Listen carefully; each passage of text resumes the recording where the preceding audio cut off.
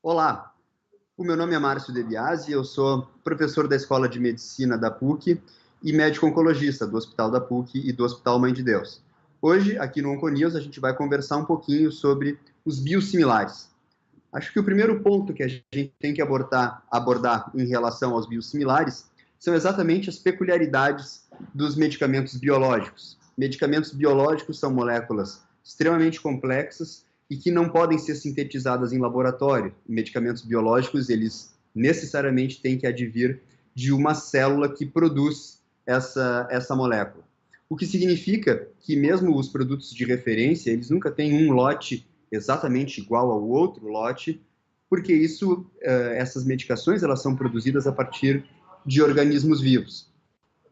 Nesse sentido, a gente sabe que os biológicos absolutamente revolucionaram o tratamento dentro da oncologia, e há mais de 10 anos as medicações biosimilares já estão incluídas no mercado europeu e lá representaram uma economia de pelo menos 30% em relação aos gastos com as medicações de referência, e também se estima que com a introdução desses biosimilares no Brasil, a gente tenha também uma economia de pelo menos 30%.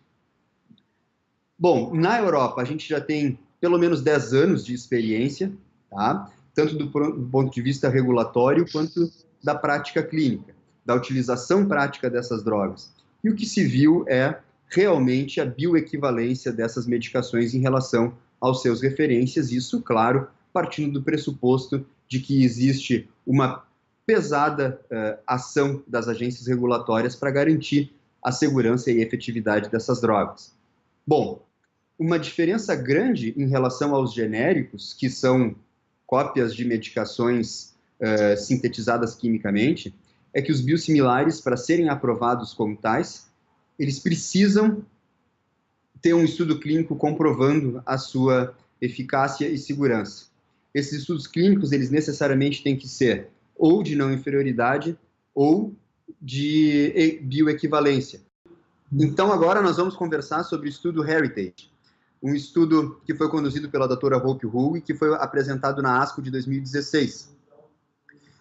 Nós tivemos a oportunidade, a felicidade de ter a doutora Hope Hull no nosso congresso de mama em Gramado, e pudemos conversar com ela a respeito dos resultados desse estudo, e nós vamos compartilhar essas informações com vocês agora.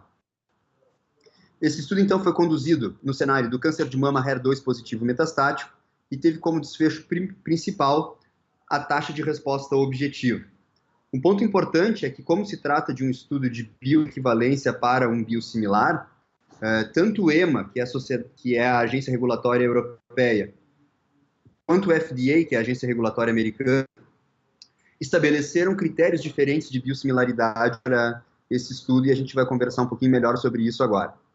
O EMA determinou que o intervalo de confiança da diferença da taxa de resposta tinha que ficar entre menos 15 e mais 15.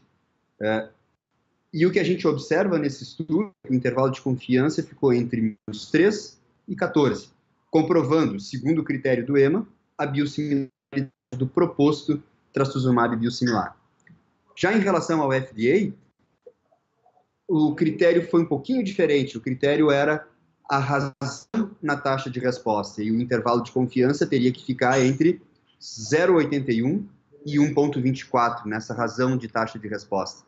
E o que se observou foi uma razão de taxa de resposta entre 0,97 e 1,21, significando aqui também, segundo o critério do FDA, que o proposto trastuzumab biosimilar comprovou a sua eficácia nesse cenário clínico. Um ponto importante é que, uma vez comprovada a biosimilaridade num cenário clínico, não é necessário repetir estudos clínicos em todas as diferentes indicações de trastuzumab.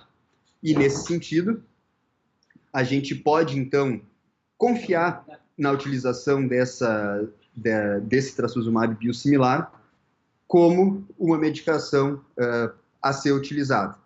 Um ponto importante aqui é que tanto o FDA quanto EMA e também a Anvisa delegam ao médico a responsabilidade de prescrição do biosimilar. Então, nós vamos ter que nos apropriar desses conhecimentos para que a gente possa, na nossa prática clínica, incluir essas prescrições, tendo certeza do que o que a gente está fazendo é uma postura segura para o paciente e eficaz, porque é inevitável que essas medicações comecem cada vez mais a entrar no mercado brasileiro, né? Um mercado onde a gente sabe que o recurso é finito e bastante escasso, com uma perspectiva de redução de 30% no preço dessas drogas. Eu acho que esse é um caminho que não vai ter volta, os biosimilares definitivamente vão entrar no mercado, e é bastante importante, então, que todos nós, oncologistas, saibamos bem essa literatura, que é uma literatura um pouquinho diferente, os estudos de não inferioridade, de bioequivalência,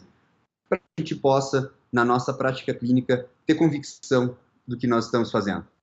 Obrigado.